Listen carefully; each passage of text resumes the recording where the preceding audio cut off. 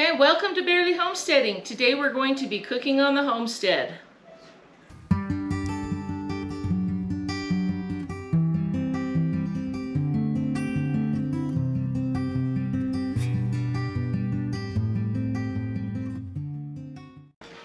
So on the homestead, when you've got a lot of food that you need to be preserving for the year, the best way isn't always just preserving it, bottling it, or freezing it in its original form.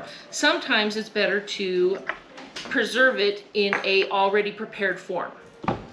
Okay, so if you have it already in a prepared form, it's very easy to pull it out, warm it up, and eat it very quickly without having to put in the preparation time, which is great when you've got kids in those busy days that you're running around and you don't want to stop and pick up dinner, and you just come home and you can pull a jar of stew or already made soup or spaghetti sauce or whatever you've bottled off the fridge. That also applies to desserts. So today we are going to be making peach pies for the year. Peach blueberry pies. And this is something I learned from my mother and that we used to do every year growing up. And when peaches are on, they're ripe, they're fresh, they're cheap, we buy a whole bunch of them, and then we make a whole bunch of peach blueberry pies to freeze. It's so nice to be able to go to your freezer, pull out a pie, pop it in the oven, and just cook it up and have fresh homemade pie on a cold winter night. It's just absolutely wonderful. So we're going to show you how we do that. And basically, we just try to assembly line it, and we have a whole day that we just do nothing but pies. And if we can put away, 12 to 15 pies, that's more than a pie a month, and that for the whole year, and that will take us right back to the next peach season. And if you do less than that, that's great. Sometimes we do cherry pies. I've got bottled apple pie filling, which we rarely use for pies. We always use that for apple crisp and things. But we're gonna start right now. Now I already mixed up my pie dough. You can use pie dough from the store if you want. That saves some steps. I always make my own. This is a pie dough recipe that has been handed down in my family for many, many years. Now this is something that our kids help with too. You want to make sure you've got all the ingredients on beforehand. You don't want to have to run to the store halfway through. We've got our peaches, we have our pie dough, which uses the basics: salt, flour, sugar, vinegar, eggs, and Crisco. And you're going to want a lot of pie pans. We've got more, trust me. And you need a lot of aluminum foil. What's aluminum foil? Okay, that's what we wrap it in. I like to use the disposable pie pans just because then I don't have to worry about the glass breaking if it gets shifted around or banged up a little bit in the fridge or the freezer, the deep freeze. And they're fairly inexpensive. If you want to invest in glass ones that you can use over and over and over again, that might be cheaper in the long run over the course of your life, but I've just found this is easier and I don't have to worry about them breaking. Plus, these also work really well to give away as gifts. Sometimes we'll give them away as Christmas gifts, or if we've got a friend that's having a hard time, and if I've got them in disposable pans, I can pull it out of the freezer, give it to them frozen so they can cook it at their leisure, or I can cook it up and just give it to them and not have to worry about getting dishes back. We're gonna go ahead and roll that out in just a minute. We need to get the peaches started. Now behind me on the stove, I've got a nice pot of boiling water. The best way, the easiest way that I have found to get your peaches peeled is to blanch them. You drop them in boiling water for just a few minutes, and then you pull them out and you drop them into cold water. And the skin will just start splitting and peeling off if they're ripe. Sometimes if they're a little green, you have to actually go in and rub them, or sometimes if they're really green, take a little knife to it. But that's what we're going to do first. We're going to go ahead and put these in the water and get them in the sink, and then I can get some of the kids working on peeling and pitting them. And I just keep a big bowl on hand for putting all our skins and our pits in, and then we can take them out to the compost or feed them to the chickens or whatever we want. Okay, can I help put them in? You can. Now, the water is boiling, so you need to be careful. So what I've taught my kids to do, just so that they don't get hurt, is put them on a spoon and lower them in. Because if you drop them in, it splashes the hot water on you And you don't want that. Okay. Okay. Can you do that?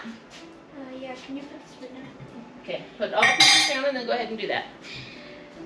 And then the same way when you're lifting them out, just use the spoon. I use a slotted spoon so the water drips out, and then just dump them in the cold water.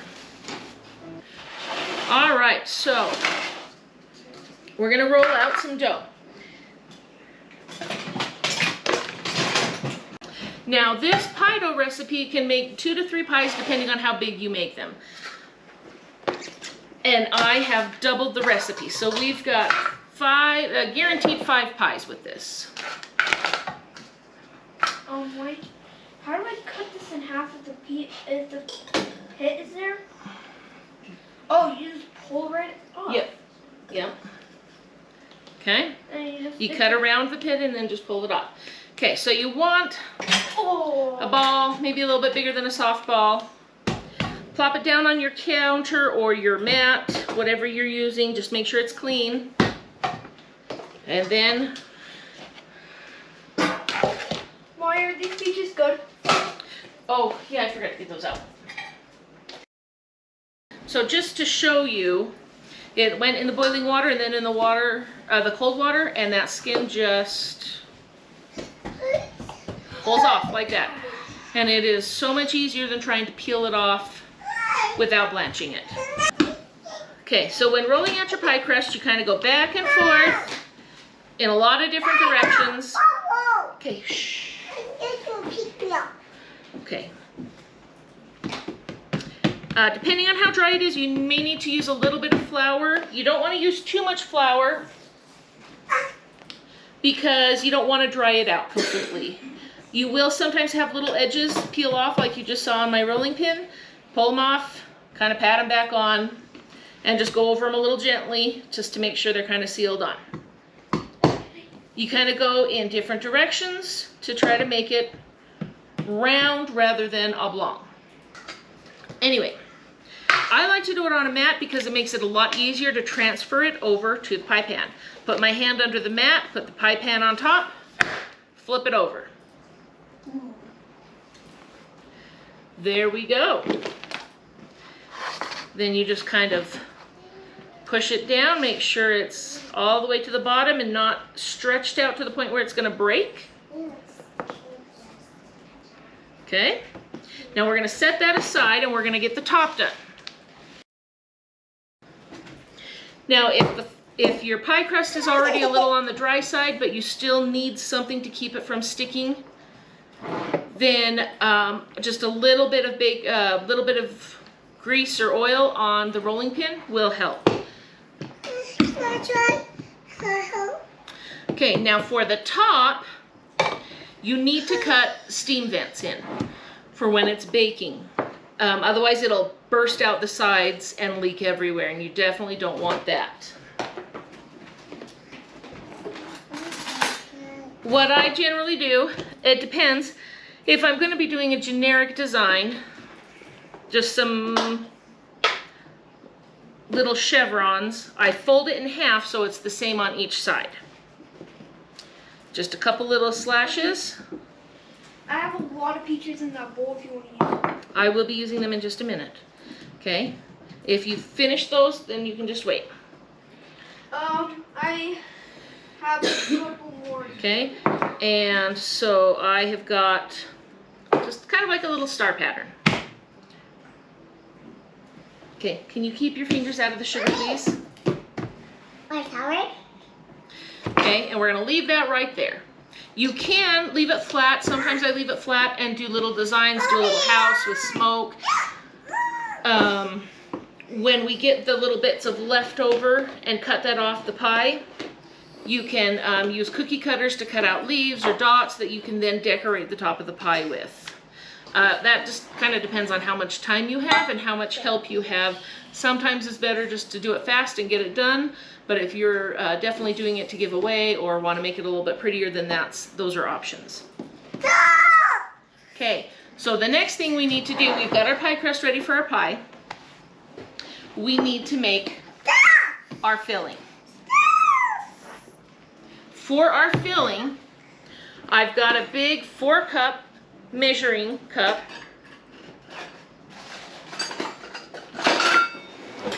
Wait, I need...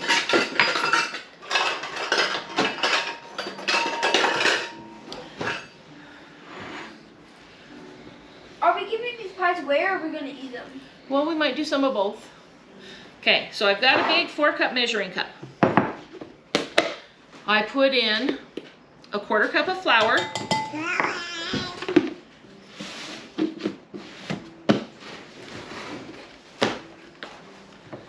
Shall I do it? 1 cup. Shall I do it? You want to dump it in? 1 cup of sugar. Yeah.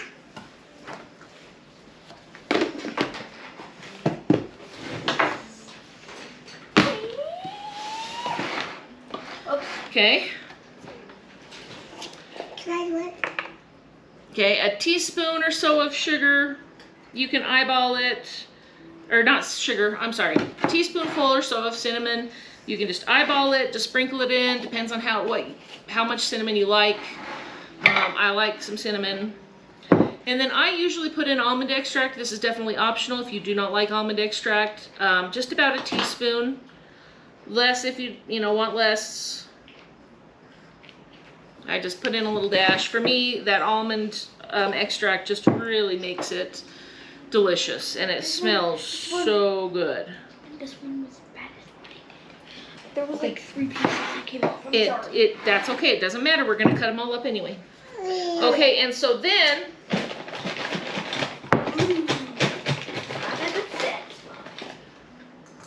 I put in just a handful of blueberries. Maybe 1/2 cup or so, depending on how much you like blueberries.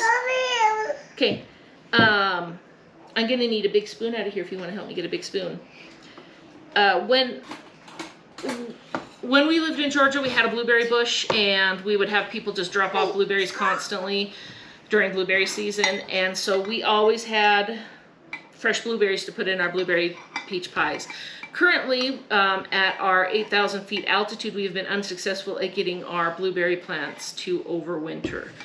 And so we do not have fresh blueberries. And if we ever are successful, I doubt that they'll be ripe this early in the season when the peaches are ripe. So that's something we just have to adjust. So currently, we are just using store-bought frozen blueberries. You can definitely do this without the blueberries if you're not a blueberry fan. My mom always just did the straight peaches, but when we were in Georgia and we had so many blueberries, we started throwing in a handful of each pie, and it quickly became my lumberjack's favorite pie. Okay, so we've got that all mixed. You don't have to mix it now, but we've got that all in. Okay, sweetie, I need you to stop. Okay? I'm gonna need the knife. Well, you go ahead and keep using it. I'll get a different one. Okay, and then I get the peach halves that Sporty Bear over here has been so hardworking at. They're already peeled, they're already pitted, and I just take it and I just slice it. Okay, little individual slices. No, you're doing a great job. You're doing a great job. I usually just find a little red line and I just cut it there because it's like the half. Yep. And I just keep doing that over and over until this 4-cup measuring cup is full. Now, if you're using slightly bigger or slightly larger pie pans, you may have to adjust just a little. If you don't want it overflowing, if you've got too much, scoop out a little bit and just throw it back in here to add to the next pie. Okay?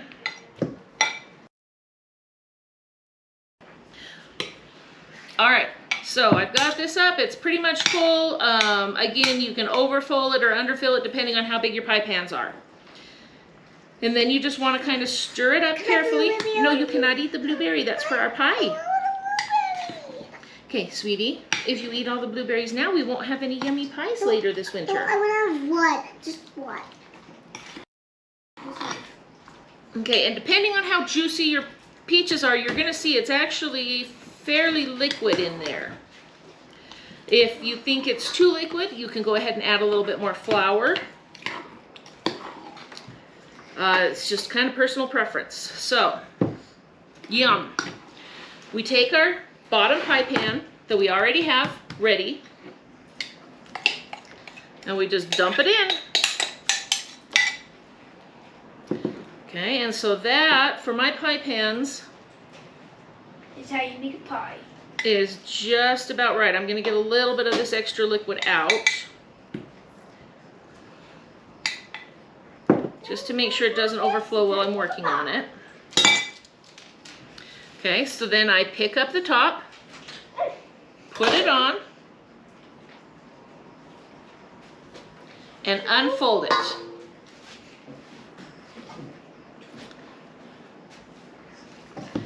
Okay, Why is there a knife in the bowl?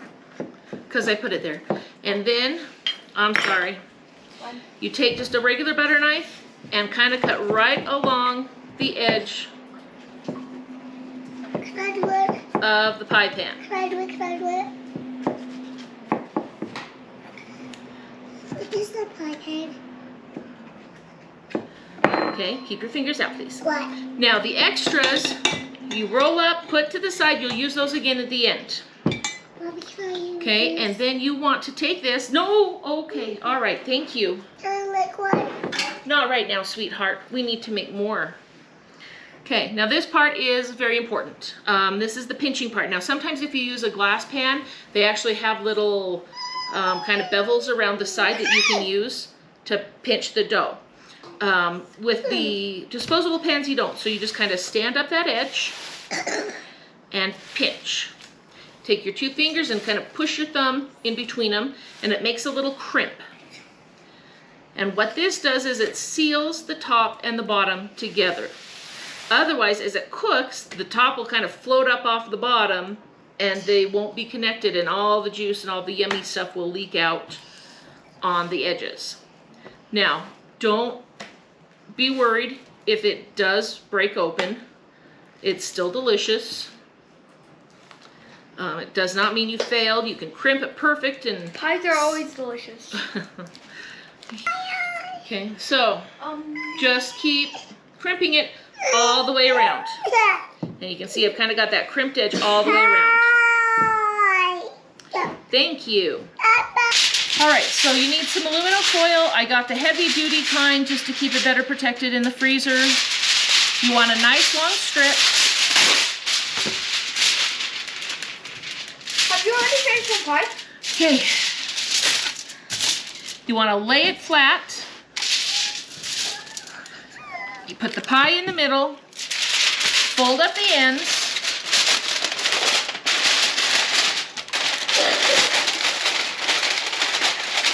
and just roll them down, fold them down until they're flat on the pie.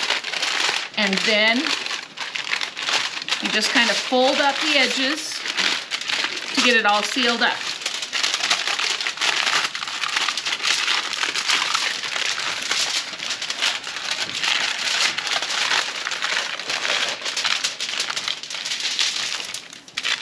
And then, to make sure that it is fully protected,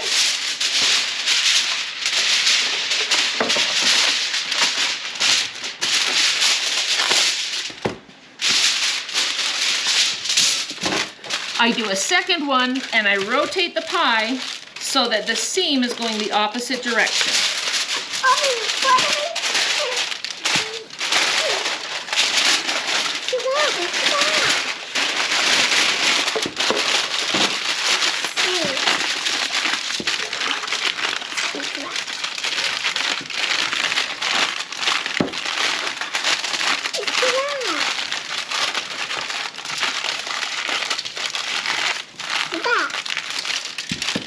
And now it is ready to stick in the freezer. Because it is not frozen yet, you do need to be careful when you put it in the freezer and make sure it is level. If you do not get it level right at the beginning, all the juices will drip out as it freezes. Won't leak? It will leak all over, all the juices will get out, and it won't taste as good because half of it will be gone. Once it is all the way frozen, in a couple hours, depending on your freezer, you can go down, you can stack them because they'll be nice and solid. Just stack them to conserve space. You could probably store them upright. I've never tried. But once they're frozen, they're not going to start leaking everywhere. When it comes time to cook it, all you do is you pull it out of the freezer, unwrap everything from the aluminum foil. I always put it on a cookie sheet because some of it will drip, and I don't want that on the bottom of my oven burning. Unwrap it, put it on a cookie sheet, and I usually sprinkle the top with sugar. Now, how much sugar you use, I'm gonna leave completely up to you. You can do it without sugar, or you can put on as much as your jolly little heart desires. And then, once you've got that ready, you put it in the oven about 400 for 45-ish minutes. You can also do 375 for an hour or more. It depends on the oven and how hot it cooks, and a whole, you know, just whatever. Just keep your eyes on it, but plan for around an hour cooking time. And then it comes out of the oven and you are ready to enjoy a delicious, fresh, homemade pie any time of the year. We made 12 pies today. It was a lot of work, but a lot of fun. And now we get to enjoy delicious pie tonight and for the rest of the year. So I hope you enjoyed our journey. And as always, use it up, wear it out, make it do, or do without. Happy eating!